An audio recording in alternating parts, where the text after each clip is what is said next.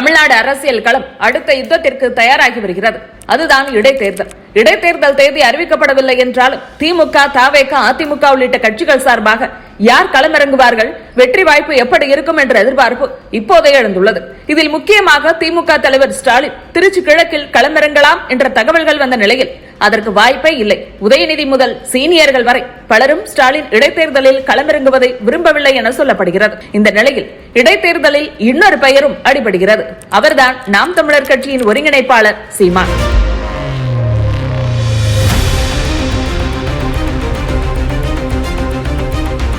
இரண்டாயிரத்து 26 சட்டமன்ற தேர்தலில் காரைக்குடி தொகுதியில் போட்டியிட்டு 13% வாக்கு வங்கியை பெற்ற சீமான் வெற்றி வாய்ப்பு இழந்தார். சீமானின் இந்த தோல்வி மட்டுமல்ல, நாம் தமிழர் கட்சியின் வாக்கு சதவீதமும் 8லிருந்து 4 குறைந்திருப்பதும் நாம் தமிழர் கட்சி தொண்டர்களை கலக்கமடைய செய்துள்ளது. சிறுக சிறுக சேர்த்து வைத்த வாக்கு வங்கியை ஒரே ஒரு தேர்தலில் விஜய் சிதைத்து விட்டார் என்ற அதிருப்தியும் நாதாக்காவில் இருக்கிறது.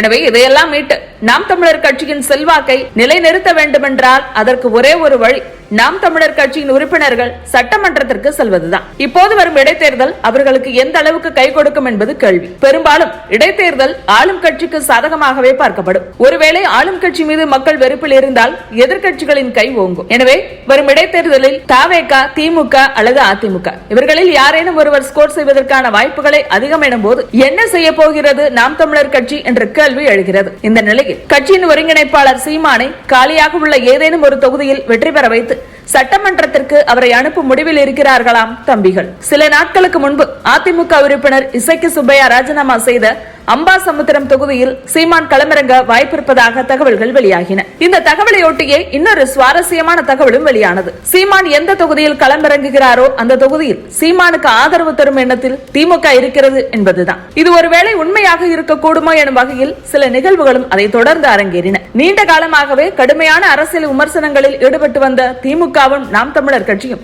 சமீப காலமாக பொது நிகழ்ச்சிகளில் வெளிப்படுத்தும் நட்புறவான அணுகுமுறை அரசியல் வட்டாரங்களில் கவனத்தை ஈர்த்துள்ளன. இந்த மாற்றத்தின் முதல் அறிகுறியாக சீமானுக்கு 2வது பெண் குழந்தை பிறந்த போது முன்னாள் அமைச்சர் அனிதா ராதாகிருஷ்ணன் மாமன் சீர் வழங்கி சென்ற சம்பவம் பேசப்பட்டது. அதைத் தொடர்ந்து இயக்குனர் கௌதமன் இல்ல திருமண நிகழ்ச்சியில் முதலமைச்சர் மு.க. ஸ்டாலினும் சீமானும் நீண்ட நேரம் உரையாடியதும் அரசியல் களத்தில் பேசு பொருளானது. அதைத் தொடர்ந்து சென்னை அடுத்த திருவேற்காட்டில் திமுக தலைமை நிலைய செயலாளர் துறைமுகம் காஜா இல்ல திருமண வரவேற்பு நிகழ்ச்சியில் எதிர்க்கட்சி தலைவர் உதயநிதி ஸ்டாலினும் நாம் தமிழர் கட்சியின் ஒருங்கிணைப்பாளர் சீமானும் ஒரே மேடையில் அருகருகே அமர்ந்து மணமக்களை வாழ்த்தினர். இருவரும் ஒருவருக்கொருவர் நலம் விசாரித்து கைகுலுக்கி சிரித்து பேசிய காட்சிகள் அரசியல் கவனத்தை பெற்றன. இந்த நிகழ்ச்சியில் பேசிய சீமான் இது கட்சி அரசியலை கடந்த குடும்ப நிகழ்வு என்று விளக்கம் கொடுத்திருந்தாலும் தொடர்ந்து நடைபெறக்கூடிய இந்த சந்திப்புகள் வெறும் சமூக நிகழ்வுகளா அல்லது எதிர்கால அரசியல் நகர்வுகளுக்கான சமிங்கைகளா என்ற கேள்வி அரசியல் வட்டாரங்களில் எழுந்துள்ளது. குறிப்பாக உதயநிதியை பொறுத்தவரையில் சீமான் சட்டமன்றத்திற்கு வருவதை விருப்பப்படுகிறார் என்ற தகவலும் வர தொடங்கியுள்ளன. திமுகவை பொறுத்தவரையில் அவர்களின் உழைப்பில் வெற்றி பெற்ற காங்கிரஸ், கம்யூனிஸ்ட், மதிமுக, விசிக, ஐயுஎம்எல் உள்ளிட்ட கட்சிகள் தவேக தனிப்பெரும் கட்சியானதும் தங்களுடைய முதுகில் குத்திவிட்டு தவேகவுடன் கைகோர்த்து விட்டன. இதில் காங்கிரசிற்கும் மற்ற கட்சிகளுக்கும் இருக்கக்கூடிய வித்தியாசம் என்னவென்றால் மற்றவர்கள் சொல்லிவிட்டே குத்தினார்கள், காங்கிரஸ் சொல்லாமல் செய்தது, அவ்வளவே. எனவேதான் துரோகிகளை விட எதிரியே மேல் என்று நாம் தமிழர் கட்சியுடன் இணக்கம் காட்டி வருகிறது திமுக. விஜயின் அரசியல் வருகைக்கு முன்பு திமுகவை மட்டுமே தாக்கி மேடைக்கு மேடை பேசிக் கொண்டிருந்தார் சீமான். விஜயின் அரசியல் வருகை ஆரம்பத்தில் சீமானுக்கு உற்சாகத்தையே கொடுத்தது. திராவிட கட்சிகளுக்கு மாற்றாக உருவாகும் புதிய அரசியல் சக்தியாக விஜயை பார்த்தார் சீமான். என் தம்பி என்று மேடைக்கு மேடை உரிமையுடன் அழைத்து அவருடைய அரசியல் வருகையை வரவேற்றார். ஆனால் அந்த எதிர்பார்ப்பு நீண்ட நாள் நீடிக்கவில்லை. நடந்தது வேறு. திராவிடமும் தமிழ் தேசியமும் என்னுடைய 2 கண்கள் என அறிவித்தார் விஜய். மேலும் அவருடைய கொள்கைகள், பேச்சு, மக்களை விஜய் அணுகக்கூடிய விதம் இது எதுவும் நாம் தமிழர் கட்சிக்கு இணக்கமாக இல்லை, முரணாகவே இருந்தது. இந்த நிலையில் திமுகவை விடுத்து விஜயை வெளுக்க ஆரம்பித்தார்கள் சீமான் தம்பிகள். தவேகவுடனான நாம் தமிழரின் அந்த யுத்தம் இன்னும் குறைந்தபாடில்லை. திராவிட கட்சிகளே மேல் என்று எண்ணும் நிலைக்கு தள்ளப்பட்டது நாம் தமிழர் கட்சி. எனவேதான் அவர்களும் தற்போது திமுகவுடன் நெருக்கம் காட்டி வருகிறார்கள்.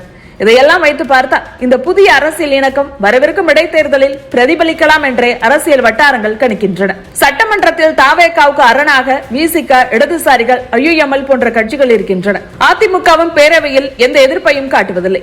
பாமகவும் விஜயுடன் இணங்கியே இருக்கிறது. எனவே இத்தனை கட்சிகள் தாவேகாவை பாதுகாக்கும் போது திமுக மட்டுமே தனித்து நின்று பேரவையில் களமாடுகிறது. இந்த நிலையில் திமுகவுக்கு இன்னும் ஒரு கரம் தேவைப்படுகிறது. அது சீமானாக இருக்கும் போது அது வலுவாக இருக்கும் என்று நம்புகிறது திமுக தலைமை, குறிப்பாக உதயநிதி என்கிறார்கள். ஆனால் இந்த அரசியல் கணக்கில் திமுகவுக்குள்ளேயே ஒரு தயக்கம் இருப்பதாக சொல்லப்படுகிறது. பல ஆண்டுகளாக நம்மோடு தோளோடு தோள் நின்ற கூட்டணி கட்சிகளை ஒரே ஒரு தேர்தல் தோல்விக்கு பிறகு நம்மை விட்டு சென்று விட்டன. இன்று நம்மையே கடுமையாக விமர்சனம் செய்கிறார்கள். அப்படி இருக்க நாளை சீமானும் அதே பாதையை தேர்ந்தெடுக்க மாட்டார் என்பதற்கு என்ன உத்தரவாதம் என்பதுதான். இந்த சந்தேகம் திமுகவுக்குள் இருந்தாலும் அரசியலில் யூகங்களின் அடிப்படையில் மட்டுமே முடிவெடுக்க முடியாது என்பதை தலைமைக்கான நிலைப்பாடாக உள்ளது. தற்போதைய அரசியல் சூழலில் விஜய் எதிர்கொள்ளும் கணக்கில் சீமானுடன் இணக்கமான அணுகுமுறையே தங்களுக்கு சாதகமாக இருக்கும் என்ற அரசியல் மதிப்பீட்டில்தான் திமுக தலைமை இருப்பதாக அரசியல் வட்டாரங்களில் பேசப்படுகிறது. எனவே திமுகவின் இந்த யுக்தி அவர்களுக்கு கை கொடுக்கிறதா என்பதை நாம் பொறுத்திருந்து பார்க்கலாம்.